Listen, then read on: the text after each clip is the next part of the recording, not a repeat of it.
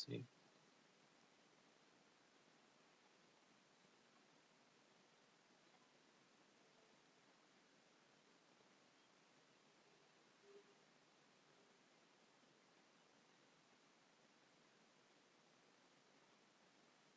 Bien, hemos logrado algo. No lo voy a hacer en PowerPoint, lo hice en PPT, pero bueno, por lo menos hemos podido engañar un poquito al sistema y, y nos quedamos acá. Dame un segundo y habíamos estado acá. Bien, a ver si lo pongo. Page, perfecto, page, ahí estamos. Bien, les consulto. ¿Están viendo la presentación? Ahora está en un PPT, es un PowerPoint, pero en definitiva creo que no sirve.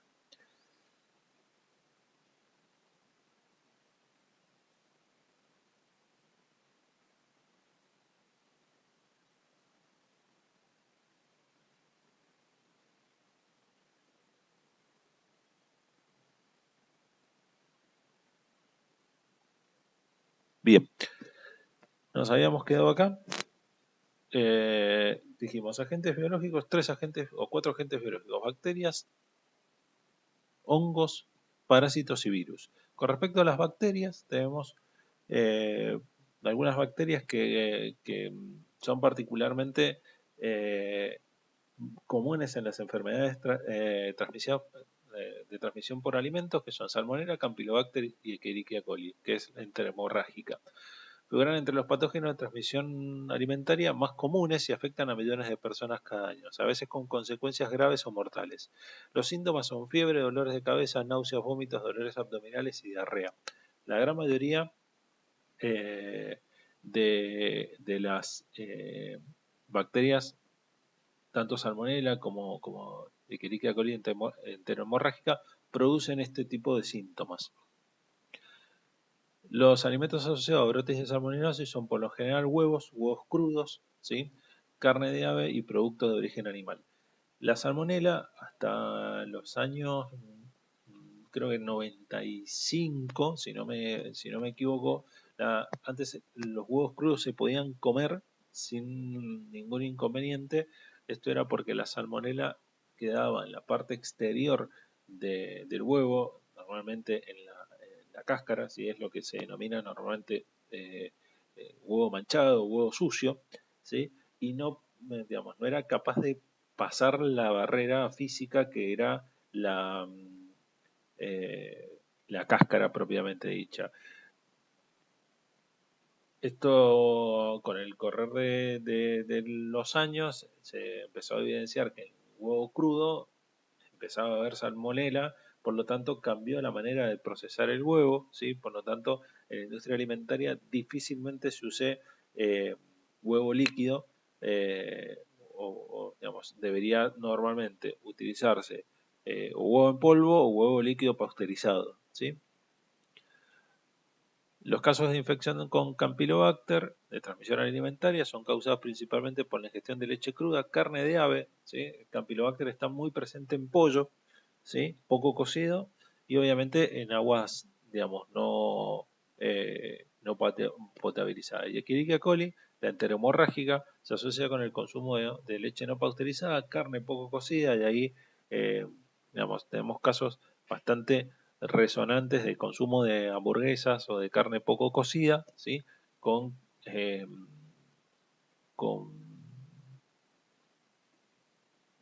enfermedad de transmisión alimentaria debido a Escherichia coli. Y lo que dice es frutas y hortalizas frescas. En nuestro país, sobre todo en algunos lugares, se tiene la costumbre de regar hortalizas con aguas servidas. Las aguas servidas tienen presencia de este tipo de, de bacterias fecales, ¿sí? Por lo tanto, tanto en verduras de hojas como en algunas hortalizas podemos llegar a encontrar presencia de Escherichia coli, pero eso es por una mala manipulación en el campo y no porque esté presente naturalmente ahí.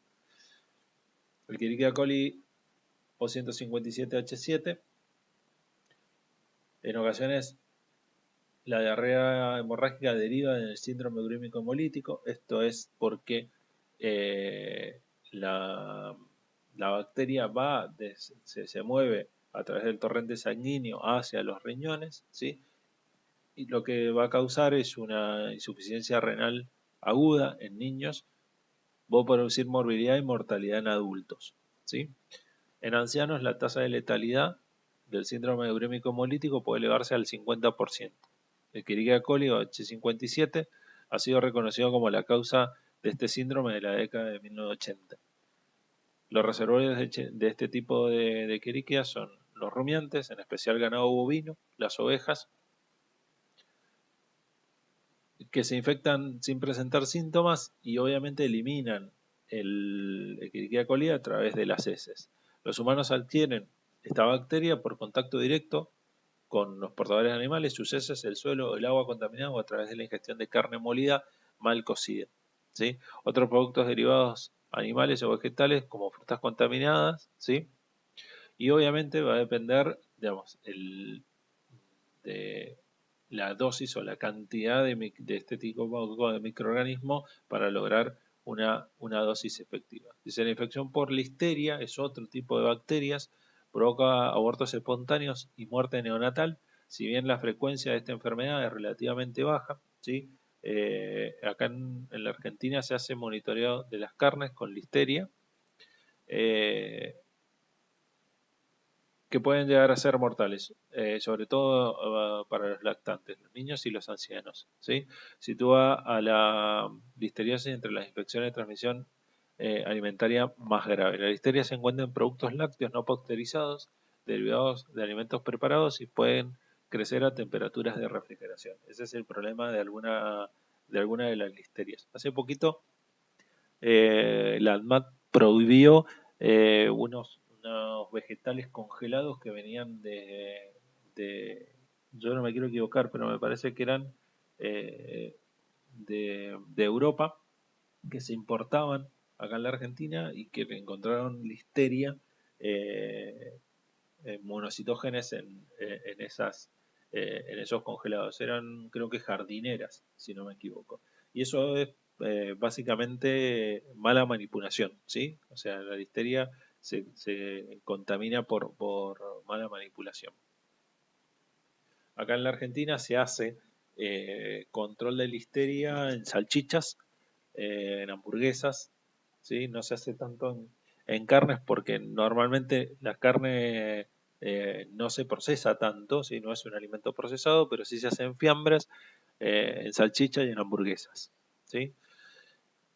La infección de vibrio cólera, esto, digamos, perdón, antes de meterme a vibrio, este monitoreo lo realiza laboratorios oficiales de SENASA, ¿sí? Y todo frigorífico tiene para lograr la libre comercialización se necesita de este tipo de ensayos.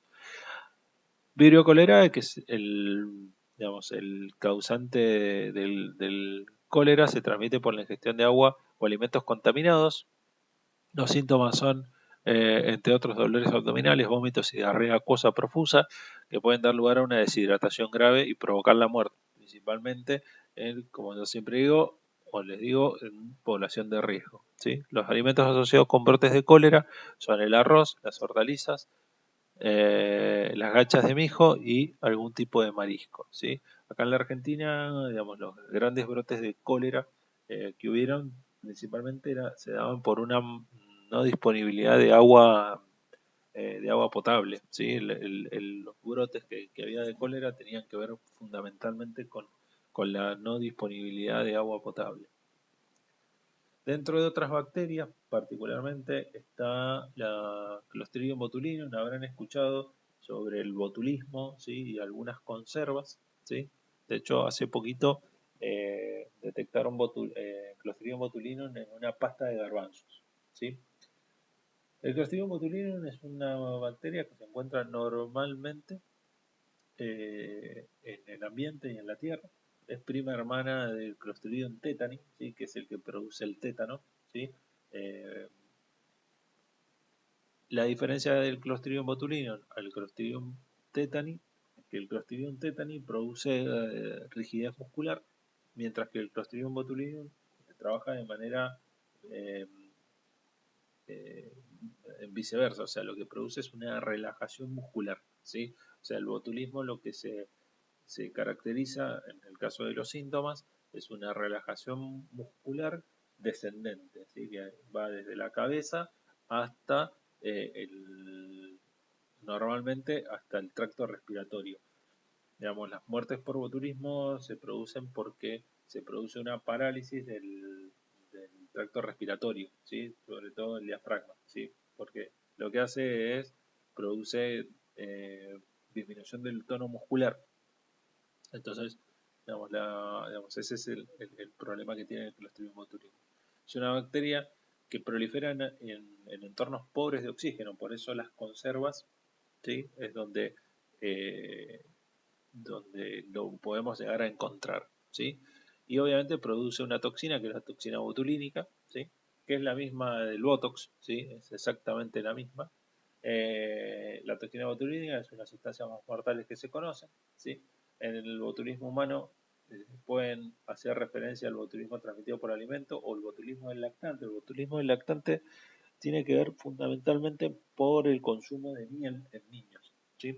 La miel, si bien no tiene toxinas botulínicas, lo que tiene es que el pH del, del lactante, ¿sí? En su estómago no es tan bajo que produce la muerte del clostridio. Cualquiera de nosotros, ¿sí? Adultos, digamos, generamos un pH en nuestro estómago que produce la muerte del clostridio. El tema es que en los lactantes, al no tener todavía la cantidad de jugo gástrico necesario, es un medio donde el Clostridium botulinum que puede estar presente en la miel, ¿sí? Desarrolla y produce toxinas en el estómago, ¿sí? El botulismo de transmisión alimentaria, causado por consumo de alimentos que no han sido procesados adecuadamente, ¿sí? Es raro, pero puede ser mortal si no se diagnostica rápidamente. El Clostridium botulinum no es que mata inmediatamente, sino que como es una toxina descendente y paralizante, digamos, uno tiene tiempo para llegar a hospitalizarse, ¿sí? Siempre y cuando tenga los medios, ¿sí? Y obviamente se tiene un antídoto que es un antitoxina. Alimentos enlatados, conservados y fermentados de preparación doméstica son una fuente frecuente de botulismo, ¿sí? Esto es, digamos, el botulismo para desarrollar, ¿sí? Necesita un pH de mayor a 4,5, ¿sí? Si ustedes tienen pH por debajo de 4,5, ¿sí? El botulismo no desarrolla, no crece, ¿sí? No es capaz de crecer. Por lo tanto, digamos, aquellos vegetales que tienen eh, pH por debajo de 4,5, que son tomates, todas las frutas enlatadas, el pimiento está ahí, por lo tanto, el pimiento naturalmente tiene pH 4,6.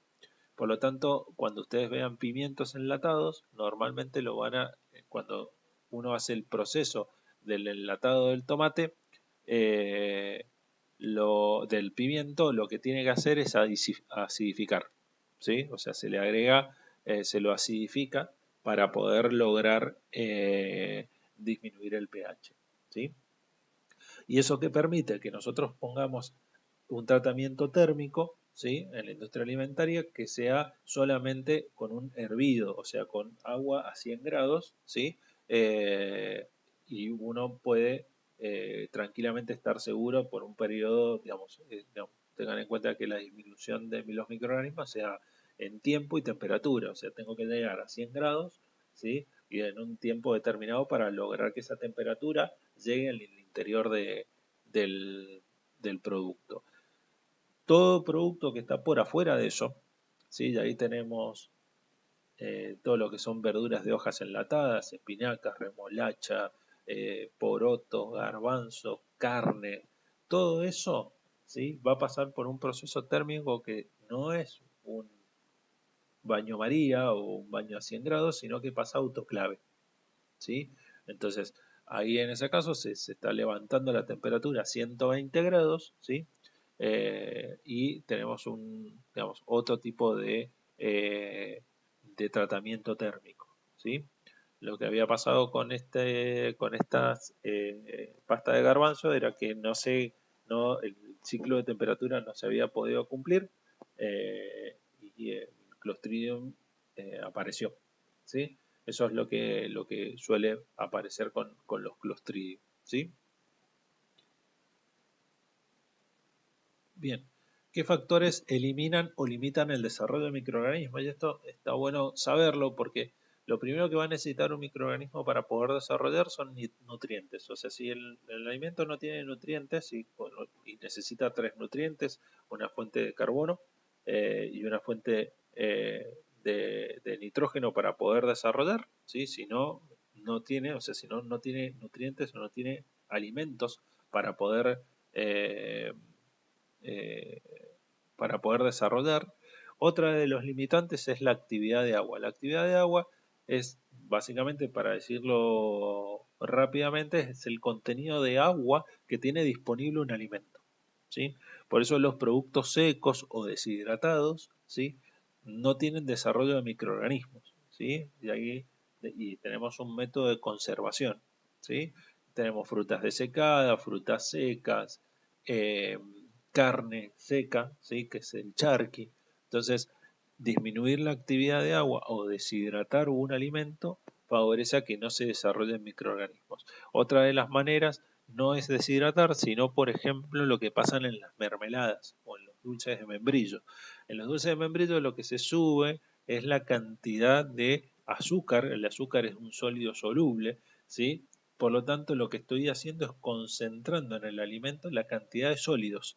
Al concentrar la cantidad de sólidos, el agua disminuye. Entonces, por eso las mermeladas, ¿sí?, y algunas eh, y los dulces en pan, como el dulce de membrillo, tienen baja posibilidad de desarrollo microbiano. Distintos son las mermeladas light, que en estos casos sí hay que colocar un conservante, porque ahí no tengo la actividad del azúcar que me está limitando. Presencia o no de oxígeno, eso va a depender del tipo de microorganismos. Aquellos microorganismos aerobios, ¿sí?, frente a ambientes en aerobiosis no van a desarrollar y viceversa, ¿sí? Por eso a veces cuando la gente hace pimientos, ¿sí?, dice, tengo miedo al botulismo, ¿sí? Si uno hace pimientos y lo guarda en condiciones de aerobiosis, ¿sí?, en definitiva no va a haber desarrollo de ningún microorganismo, ¿sí? O por lo menos no va a desarrollar Clostridium. Temperaturas, obviamente, temperaturas por debajo de menos 18 grados, entre 0 y 5 son temperaturas de refrigeración, entre 5 y 65 se considera una temperatura de crítica, ¿sí?, donde pueden llegar a desarrollar microorganismos mayores a 65 y ahí tenemos temperaturas de pasteurización, ¿sí?, y obviamente esterilización a 121 grados, ¿sí? Acá, digamos, ustedes, por ejemplo, la leche la pueden encontrar pasteurizada o esterilizada, ¿sí? Pasteurizada normalmente la van a encontrar en sobres o en sachets de leche y UAT, ¿sí?, que son las leches larga vida, ¿sí?, pasan por un proceso de ultra alta temperatura, ¿sí?, que se considera una esterilización del producto. Obviamente el pH, ¿sí?, menor a 4,5 no hay desarrollo de microorganismos, mayor a 4,5 hay, y obviamente el tiempo de desarrollo, ¿sí? Normalmente son algunas cuestiones que van a favorecer o no van a favorecer el desarrollo. La radiación ultravioleta, ¿sí?, es digamos, para esterilizar superficies, al igual que la radiación ionizante, el potencial redox. Las sales de curado, ¿sí?, por ejemplo los cloruro de sodio, los nitritos y los nitratos, esto se utiliza mucho en carnes curadas, ¿sí?, todos los fiambres cocidos se utiliza sal, ¿sí?, en el caso del jamón crudo, y en el caso de los cocidos se utilizan nitritos y nitratos, ¿sí? El problema de los nitritos son también altamente tóxicos, entonces hay que usar en proporciones adecuadas, ¿sí? Y el curado con sal es uno de los curados, por ejemplo, los encurtidos, ¿sí?, todo lo que son encurtidos como eh, los picles, las mismas aceitunas en ácido láctico, se conservan por la cantidad de acidez que tienen y por ende no desarrollan ningún microorganismo. Y conservadores que son el dióxido de carbono. Los virus, ¿sí? Que en este momento estamos en boga de los virus, los síntomas característicos son causados por norovirus, son náuseas, ¿sí? Vómitos explosivos y diarrea acuosa. Y el virus de la hepatitis A, enfermedades hepáticas persistentes, ¿sí? Si se transmiten por lo general por ingestión de mariscos crudos o poco cocinados, ¿sí? Y la manipulación de las personas infectadas suele ser la fuente más frecuente de contaminación. Esto es lo que pasa normalmente en los virus, ¿sí? En los virus se da por mala manipulación de los alimentos.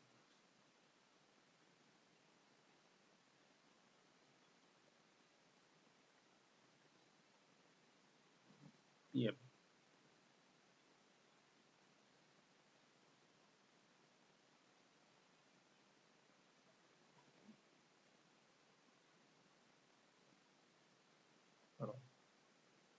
Los parásitos, algunos parásitos, eh, como los trematodos presentes en pescado, únicamente se transmiten a través de alimentos. Otros, en cambio, como Echinococcus, la tenia, pueden infectar a personas a través de alimentos por el contacto directo con los animales. Ascaris, Cryptosporium, Entemoeba y digamos, se introducen en la cadena alimentaria a través del agua, el suelo puede estar contaminado en productos frescos. Los parásitos, digamos, suelen estar presentes. Esto es, digamos, en la etapa de, de cómo se contagia la triquina en el humano, ¿sí? Donde los roedores tienen la triquina, el cerdo, digamos, por una cuestión de alimentación, digamos, puede contaminarse y se aloja en los músculos del cerdo, y la larva queda alojada, se forma un quiste, ¿sí? Y entra a través del tracto digestivo, ¿sí? Para alojarse posteriormente en el hígado, ¿sí? Y por último, digamos, otra de la digamos, forma quistes en el hígado, ¿sí? Y para poder eliminarla, ¿sí? La tenemos que eliminar eh, vía tracto digestivo, ¿sí? Son algunas digamos, y normalmente la triquinosis se contagia por ingestión de carne de cerdo poco cocida, ¿sí? Por eso, digamos, se tiene que tener particularidad o una particular eh, atención cuando uno está cocinando cerdo, ¿sí? Músculo de cerdo, que se realice una cocción completa. De todas maneras, digamos, hay una inspección veterinaria donde se verifica, digamos, la presencia o no de quistes intramusculares en los cerdos, ¿sí? Bien, entonces, dijimos, bacterias, ¿sí? Que son las principales que van a causar enfermedades, ¿sí? Donde los más resalientes, o sea, las que se destacan son las enterobacterias, ¿sí? Como Salmonella, Campylobacter y Escherichia. Tenemos Listeria también como una causal de enfermedades transmitidas por alimentos. Y después tenemos algunos casos particulares, como el Vibrio cholerae, que produce cólera, o el Clostridium botulinum, que son algunas de las bacterias que generan casos muy puntuales, ¿sí? Pero de acuerdo a la toxicidad, sobre todo del Clostridium botulinum, son algunos resonantes. Pero la industria alimentaria, digamos, trata de tener particular atención sobre este tipo de cosas. Después vimos parásitos. Los parásitos no suelen causar más que, digamos, es muy raro que causen la muerte de un paciente. Lo que van a generar se van a alojar en el cuerpo y van a vivir. Los parásitos viven a expensa de su portador, ¿sí? Por lo tanto, pueden ingerirse a través de alimentos, pero difícilmente van a causar una muerte. Lo que sí, los virus, ¿sí? Se transmiten principalmente por una mala manipulación de los alimentos, ¿sí? Eh, y los hongos y las levaduras normalmente van a estar presentes en los alimentos, ¿sí? Ustedes dejan un pan unos cuantos días en una bolsa con humedad, van a ver que los hongos van a proliferar, ¿sí? Y las levaduras, ¿sí? Normalmente son deteriorantes, pero difícilmente van a causar un deterioro. El problema de algunos hongos es que algunos hongos generan toxinas, ¿sí? Micotoxinas, y eso es lo grave, porque las toxinas sí producen intoxicación, ¿sí?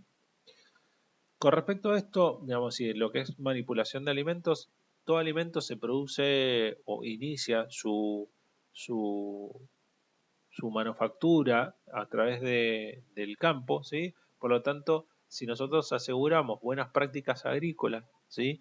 Podemos empezar a disminuir, ¿sí? Esto va en conjunto de las buenas prácticas agrícolas y cuando el alimento es manufacturado con buenas prácticas de manufactura. ¿Para qué? Para evitar de que el consumidor le llegue un alimento contaminado. Las buenas prácticas agrícolas hacen referencia a una manera especial de producir, procesar productos agropecuarios, ¿sí? De modo que los procesos de siembra, cosecha y post-cosecha de cultivos cumplan con requerimientos para una producción sana, segura y amigable con el ambiente, ¿sí? Promueven que los productos agropecuarios no hagan daño a la salud humana, proteger la salud y la seguridad de los trabajadores y tener en cuenta el buen uso y manejo de insumos agropecuarios. Dijimos que los alimentos podrían ser alterados, dice todo alimento que por diversas causas han sufrido un deterioro, tanto en características organolépticas como color, sabor, textura, aroma, apariencia, o en la composición nutricional. Factores que afectan los alimentos, dijimos microorganismos, dijimos los mohos y las levaduras como grandes deteriorantes. Las bacterias no suelen generar alteraciones en los alimentos, ¿sí? Salvo algunas bacterias acéticas, por ejemplo, o lácticas, ¿sí? Que producen ácido y uno los puede notar, pero normalmente las bacterias patógenas no suelen generar cambios ni de color, ni de sabor, ni de textura en los alimentos. Puede ser el almacenamiento, la temperatura, la luz, el oxígeno, la presencia de insectos o los envases. Un alimento adulterado es aquel que se ha modificado, sido modificado por el hombre, alterado por sus características, ya sea extrayendo, sustituyendo algunos de sus componentes propios del alimento, y esto para encubrir una mala calidad del producto o para disminuir los costos de producción. La gran mayoría de las adulteraciones es por el segundo aspecto, ¿sí? Los alimentos que comúnmente se adulteran son aceite de oliva, ¿sí? El aceite de oliva con otros aceites, ¿sí? Que no sean extra virgen, ¿sí? O que no sean de primera prensada. La leche con el agua ya prácticamente no, porque digamos, la leche se le hace un análisis que es un descenso crioscópico para ver si se aguó, pero en algún momento era uno de las prácticas más comunes en los tambos. El café, el té procesado, el azafrán con otros colorantes, la miel con jarabes de alta fructosa, ¿sí? El jarabe de alta fructosa es un jarabe derivado de maíz, ¿sí?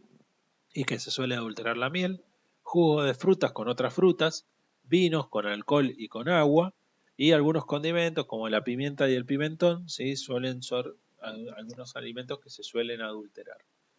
Es necesario en particular educar y capacitar a productores en alimentos, proveedores y personas que manipulan alimentos sobre la prevención de enfermedades de transmisión. Y esto es fundamental. O sea que cuando uno esté procesando un alimento o elaborando un alimento, se realice una capacitación sobre los riesgos generados con respecto a la manipulación, ¿sí? Y obviamente la prevención de enfermedades. Bien, ¿quiénes se benefician con las buenas prácticas agrícolas? Básicamente agricultores. Perdón, yo no sé por qué me quedó esta presentación, me quedaron estas dos diapositivas metidas en el medio, pero bueno. Vuelvo a buenas prácticas agrícolas, ¿sí? Arranqué diciéndole básicamente la definición de buenas prácticas agrícolas, voy para adelante. Las buenas prácticas agrícolas básicamente benefician a los agricultores, a las familias, ¿sí? Para obtener alimentos sanos, de calidad y asegurar la nutrición y alimentación. Los consumidores que gozarán de alimentos de mejor calidad e inocuos, productos producidos de forma sostenible, ¿sí? Y la producción general disfrutará también, además de mejoras en el medio ambiente. Básicamente, lo que pregonan las buenas prácticas agrícolas son la seguridad en las personas, básicamente mejorar las condiciones de los trabajadores y consumidores, mejorar el bienestar de la familia agrícola, mejorar la seguridad alimentaria, el medio ambiente para no contaminar ni aguas ni suelos, el manejo racional de agroquímicos y el cuidado de la biodiversidad, el bienestar animal, ¿sí? Para el cuidado de animales y alimentación adecuada, y obviamente, que es lo que a nosotros de todo esto es el producto, que es una inocuidad alimentaria, alimentos sanos, no contaminados, de mayor calidad y mejorar la nutrición y la alimentación. ¿Esto cómo se logra? Básicamente, la seguridad de las personas porque tienen que agregar agroquímicos y por lo tanto hay que protegerlas, ¿sí? O tener una agricultura orgánica, ¿sí? Obviamente, en el menor uso de agroquímicos va a mejorar el impacto ambiental, sobre todo en agua y en el suelo, ¿sí?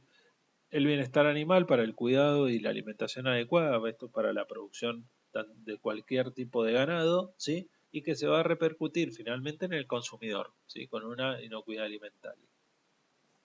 Las 5 claves a la hora de cultivar frutas y hortalizas por la Organización Mundial de la Salud, lo que pregonan básicamente es, primero, la buena higiene personal, ¿sí?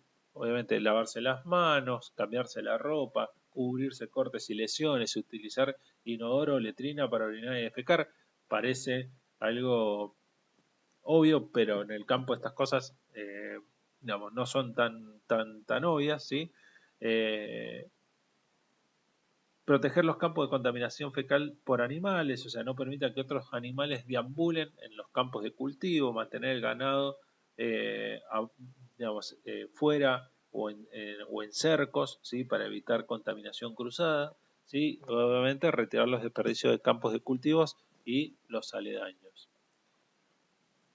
Con respecto a la utilización de residuos fecales tratados, y se utiliza residuos fecales tratados, esto es lo que yo les decía con respecto a algunas, digamos, que digamos, en algunos lugares de producción periurbana, ¿sí? Se utilizan residuos fecales, pero no tratados, ¿sí? El problema de esto es que los residuos tienen que estar tratados, ¿sí? Porque si no estamos contaminando los alimentos.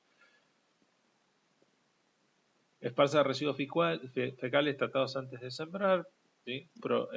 Prolongue todo lo posible el tiempo de espacio entre los residuos tratados y las cosechas. Esto es cuándo voy a abonar el campo, digamos. O sea, debería abonarlo de una manera lo más alejada a la cosecha, ¿sí? Evaluar, gestionar los riesgos del agua de riego, dice, identifique todas las fuentes de agua que guarden relación con el campo de cultivo, tenga en cuenta el riesgo, perdón, de contaminación microbiana del agua, proteja el agua de la contaminación fecal y aplique medidas de control cuando se utilice agua contaminada o de calidad desconocida. Antes de usar equipos de cosecha o instalaciones de almacenamiento, lávelos con agua limpia y séquelos, mantener recipientes separados del suelo antes, durante y después de la cosecha. En el campo de cultivo, limpie la suciedad y los residuos visibles en la superficie de las frutas y hortalizas. Enfríe rápidamente las frutas y hortalizas, y esto tiene que ver más con la manipulación del alimento. Y limite el acceso a animales, niños y personas ajenas a las labores agrícolas, ¿sí? Durante la zona cuando se está cosechando, ¿sí? Esto es, yo puedo hacer una muy buena práctica agrícola, pero después cuando estoy cosechando o cuando estoy levantando la cosecha, terminar de arruinarlo. Es muy común que haya niños, entonces ese tipo de cosas hay que tenerlas muy en cuenta. Ahora, una vez que el alimento llega a destino para ser manipulado, ya sea para consumo en fresco o para una manipulación, básicamente cuando uno está manipulando alimentos, ¿qué es lo que tiene que hacer? Lavarse las manos antes de preparar alimentos con la frecuencia durante la preparación, lávese las manos después de ir al baño, lave y desinfecte toda la superficie de equipo utilizado para la preparación de alimentos y proteja los alimentos y áreas de cocina de insectos, plagas y otros animales. Fíjense que habla del lavado, ¿sí? Y no de la utilización de guantes, ¿sí? Siempre cuando estemos manipulando alimentos, ¿sí? Nos va a hablar de el lavado frecuente de manos, ¿sí? Antes de los alimentos y durante la preparación, ¿sí? La mayoría de los microorganismos nos provoca enfermedades o microorganismos periódicos están presentes en el suelo, en el agua, en los animales, en las personas, ¿sí? Se encuentran en las manos, en los paños de limpieza, en los utensilios, ¿sí? Especialmente en tablas de cortar, ¿sí? Por lo tanto, hay que lavar tanto los utensilios como las manos, ¿sí? ¿Cómo mantener la higiene personal? Dice, con frecuencia. Las manos transportan microorganismos de un lugar a otro, ¿sí? Por lo tanto, deben lavarse antes de manipular, antes de comer, antes de ir al baño, después de manipular carnes rojas o carnes de ave, después de cambiar el pañal de un bebé, obviamente después de sonarse la nariz, después de tocar basura, después de manipular sustancias químicas, después de jugar con mascotas y después de fumar. Para lavarse las manos, mojarse con agua corriente, jabonarse durante al menos 20 segundos, ¿sí? Aclararse las manos digamos, enjuagarse las manos con agua corriente y secarse las manos completamente con una toalla limpia, preferentemente con papel, ¿sí? Obviamente la segunda clave es separar alimentos crudos de cocidos, ¿sí? Separe las carnes rojas, las carnes de aves y los pescados de los demás alimentos. Use equipos y utensilios diferentes, o sea, tablas de cortar diferentes y cuchillos diferentes para cortar, ¿sí? Y tanto para manipular crudos y cocidos, y conserve los alimentos en recipientes para evitar el contacto entre alimentos crudos y alimentos cocidos, ¿sí? Para evitar lo que se denomina contaminación cruzada. Dice, ¿cómo mantener separados los alimentos en recipientes con tapas para evitar escurrido también? Y lave los platos que hayan estado en contacto con alimentos crudos, ¿sí? Y obviamente utilice platos limpios para alimentos cocidos. La tercera clave es cocinar completamente, ¿sí? Tener en cuenta de que los microorganismos van a vivir hasta una determinada temperatura, por lo tanto hay que cocinar bien los alimentos. Cocine completamente los alimentos, especialmente carnes rojas, carnes de ave y pescado. Hierva los alimentos como sopas, guisos y asegúrese que se han alcanzado los 70 grados en el caso de las carnes rojas y de ave. Asegure que los jugos sean claros y no rosados, ¿sí? Y se recomienda el uso de un termómetro. Eso normalmente en la industria más manufacturera, ¿sí? Pero ustedes podrían utilizar un termómetro para controlar la carne, ¿sí? Recaliente completamente los alimentos cocinados, ¿sí? Lo ideal es que la temperatura interna supere los 70 grados, ¿sí? Normalmente entre 68 y 70 grados se produce la eliminación en el centro de una carne, ¿sí? Podemos decir que a esa temperatura hemos llegado al tratamiento térmico en el centro del alimento. Los alimentos deben alcanzar los 70 grados, como le digo, mata incluso altas concentraciones de microorganismos en 30 segundos, ¿sí? Lo ideal es colocar el termómetro en el centro de la parte más gruesa de un trozo de carne, asegurar que el termómetro no esté tocando un hueso o el recipiente y asegurarse de limpiar y higienizar el termómetro cada vez que se utilice, ¿sí? Si no dispone de un termómetro, cocine la carne de ave hasta que los jugos sean claros en el interior y no que sea rosado. Cocine los huevos y el pescado hasta que estén completamente calientes, ¿sí? Y lleve a ebullición los alimentos con gran cantidad de líquido como las sopas o los guisos y continúe hirviéndolo por lo menos un minuto, ¿sí? Esto es si en la manipulación de un alimento uno no tiene un termómetro, ¿sí? La gran mayoría de los que manipulamos alimentos no tenemos un termómetro, ¿sí? Eh, sí, lo que procuramos es que las carnes estén bien cocidas. La clave 5 es mantener alimentos a temperaturas seguras, dice no deje alimentos cocinados a una temperatura ambiente más de 2 horas, refrigere lo antes posible alimentos cocinados y perecederos, mantenga la comida caliente por encima de los 60 grados antes de servir, no guarde alimentos durante mucho tiempo, aunque sea en el refrigerador, y no descongele alimentos a temperatura ambiente, ¿sí? Esto es fundamental, no evitar la zona de peligro que va de entre 5 y 60 grados, ¿sí? ¿Cuáles son las temperaturas? Sí, la zona de peligro está, como les digo, entre 5 y 60 grados, ¿sí? La refrigeración ralentiza el crecimiento bacteriano, o sea, si estamos por debajo de 5 grados van a crecer a menos velocidad, ¿sí? No obstante, incluso cuando los alimentos se conservan en el refrigerador, los microorganismos pueden crecer, ¿sí? Enfríe y guarde rápidamente las sobras, prepare los alimentos en pequeñas cantidades, ¿sí? Para reducir las sobras. Las sobras no deberían guardarse en el refrigerador por más de 3 días, ¿sí? Y no se deberían recalentar más de una vez y descongelar los alimentos en el refrigerador, o sea, o en la heladera o en un lugar fresco o utilizando microondas. La última clave es usar agua y materias primas seguras, o sea, use agua segura, seleccione alimentos sanos y frescos, elija alimentos procesados para su inocuidad, como leche pasteurizada, lave la fruta, la verdura y las hortalizas y no utilice alimentos vencidos. ¿Sí? Dice, el agua sin tratar de ríos, canales, contienen parásitos patógenos, ¿sí? El agua sin tratar no es segura. El agua de lluvia recogida en depósitos limpios, segura. Esto parece, digamos, bastante alejado, pero digamos, hay lugares que todavía se recogen agua de lluvia, ¿sí? Eh, para hacerla segura, lavar fruta y verduras, digamos, obviamente con agua segura, lavar la fruta y la verdura, añadir a los alimentos, preparar bebidas, hacer hielo, limpiar utensilios de cocina y lavarse las manos. Lo de hacer hielo es bastante frecuente en algunos lugares donde no hay agua potable y sin embargo se preparan bebidas, ¿sí? Esto ha pasado bastante en Brasil. El hervido y la cloración y la filtración por medios son medios importantes para desactivar patógenos y microorganismos, ¿sí? Pero no eliminan sustancias químicas nocivas, ¿sí? Para desinfectar el agua, caliéntela, añádele 3 a 5 gotas de cloro a 1 litro de agua y elimine físicamente patógenos con un filtro apropiado. Recubrir los depósitos y otros receptáculos con mallas provenientes de la reproducción de mosquitos o vectores del dengue, ¿sí? O sea, esto es cubrir los depósitos de agua, ¿sí? Para que no se prolifere el mosquito del dengue.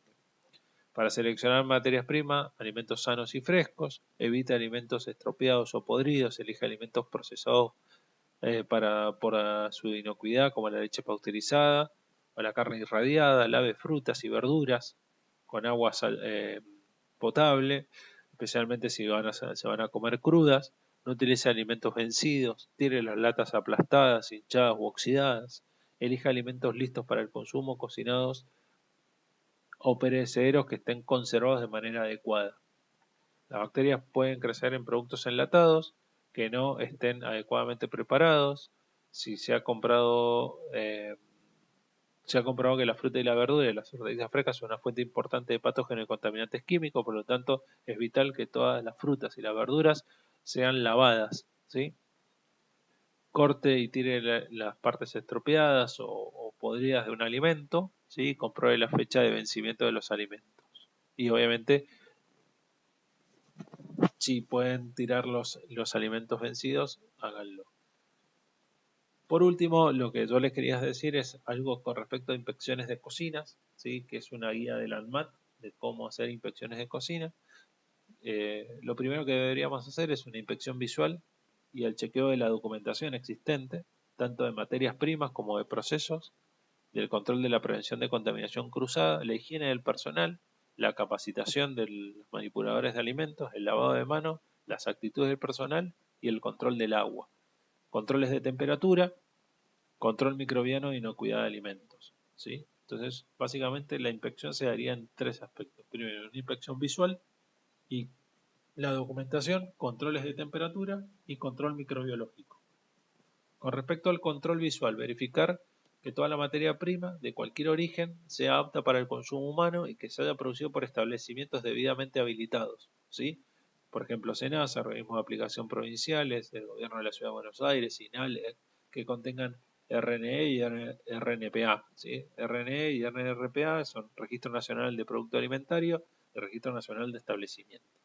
Control de prevención de contaminación cruzado, verificar que se tomen medidas necesarias para evitar la contaminación cruzada de alimentos crudos con cocidos, correcto lavado de manos, adecuada higiene y desinfección de superficies y utensilios, separación física en cámaras, heladeras, exhibidores y dispensadores, separación física o en tiempo entre la manipulación y flujo del producto dentro del local. Esto es, digamos, tener un sistema, lo que se denomina FIFO, o sea, lo primero que se produce es lo primero que debería eh, eh, ir saliendo, ¿sí? Por fecha de vencimiento. Lo mismo que en el estoqueo de materiales, ¿sí? Lo ideal es que primero, digamos, se vaya utilizando lo que esté más cercano al vencimiento. Por eso, digamos, uno va trabajando de esa manera. Con respecto al agua, el agua que se utiliza para el procesamiento de alimentos, la higiene de instalaciones, equipos y utensilios, o para fabricar hielo, debe ser potable y cumplir las normas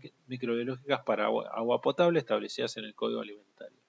Y registro de análisis físico-químico y microbiológicos anuales. Con respecto a esto, aquellos lugares donde se procesan alimentos, o cocinas o restaurantes, tienen la obligación de la desinfección de tanques y el registro de los análisis físico-microbiológicos anuales, ¿sí?, del agua que están trabajando. La higiene del personal, principalmente basado en 3 aspectos: en la capacitación, en el lavado de manos y en la actitud del personal. Con respecto a la capacitación, solicitar libreta sanitaria vigente para manipuladores de alimentos y constancia de aprobación de curso de manipulación higiénica de alimentos. Esto lo dan las organizaciones como la ADMAT, como INAL, como los gobiernos de la ciudad. Lavado de manos y también municipalidades de diferentes intendencias. Lavado de manos, controlar que existan instalaciones para el lavado de manos que sean de fácil acceso, o sea, esto es, los lavamanos tienen que estar cerca donde se producen los alimentos. Agua caliente, potabilizado de red, jabón, toallas descartables, cesto para desechar el papel y cartel de indicación del correcto lavado de manos, ¿sí? Esto debería estar. Y con respecto a las actitudes del personal, ninguna persona ajena al servicio tenga acceso al área de preparación y elaboración de alimentos, y que el ingreso y egreso del personal del local se realice por una vía de acceso que no involucre la zona de manipulación de alimentos. Vestimentas del personal se encuentren en condiciones de higiene, ¿sí? Uñas cortas, limpias y sin esmalte, ¿sí? Y personal no utilice anillos, pulseras ni relojes, ¿sí? Con respecto al control de temperatura, podemos realizar controles de temperatura de almacenamiento, ¿sí?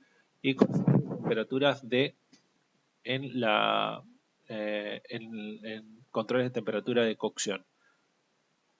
Con temperaturas de almacenamiento, ¿sí? Temperaturas supercongelados, digamos, menores a menos 18 grados, temperatura de congelación entre 12 y 18 grados, ¿sí? Temperatura de refrigeración menor o igual a 5 y temperatura de mantenimiento en caliente siempre mayor de 60 grados, ¿sí? Y por último, control de temperatura de cocción, verificar que durante el proceso de cocción, ¿sí?, los siguientes alimentos se almacenan a una temperatura interna mayor a 71 grados, ¿sí?, o una combinación de tiempo y temperatura equivalente, ¿sí? Esto puede ser por un tratamiento térmico de alta temperatura pero bajo tiempo, ¿sí? Lo importante es que se llegue al interno de una carne o al interno del alimento a mayor de 71 grados. Y por último, el control microbiológico, inocuidad de alimentos. Se pueden tomar muestras y hacer análisis microbiológicos. Se puede tomar una muestra, seleccionar alimentos que aquí se especifican. Puede ser, digamos, esta lista de ANMAT tiene una lista de todos los alimentos que se pueden muestrear y todo lo que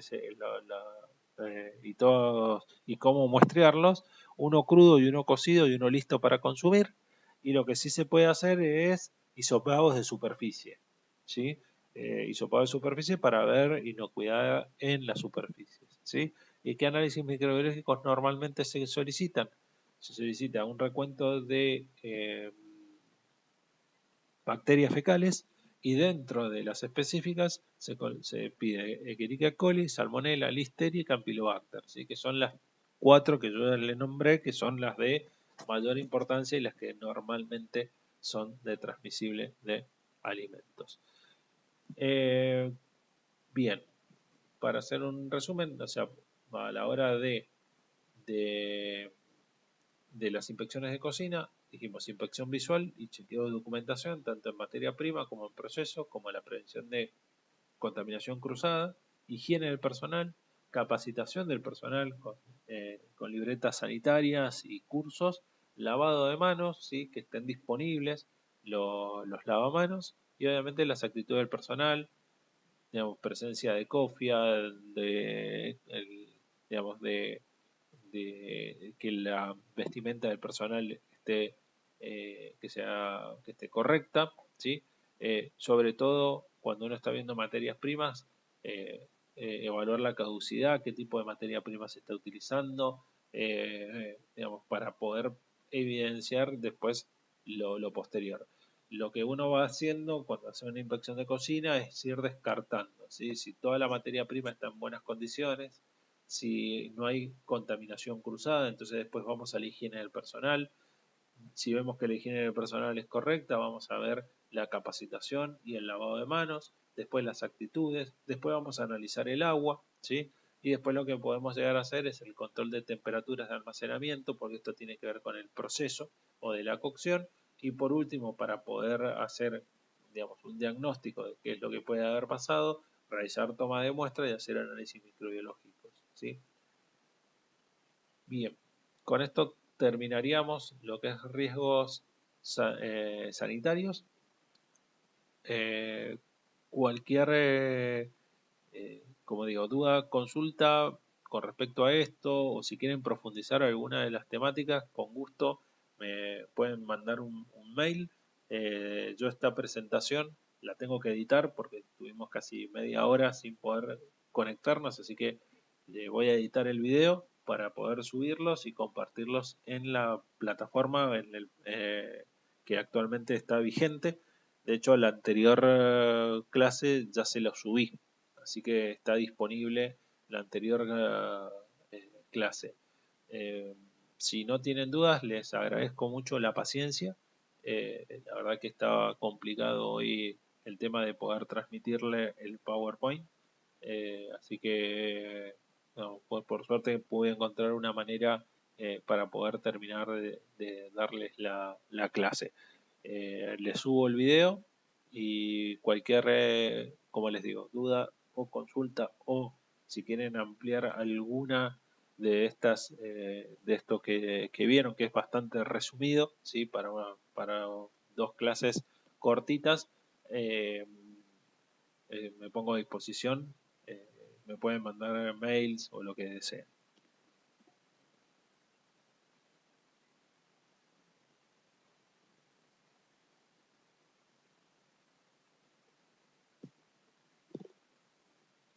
Muchas gracias, Liliana.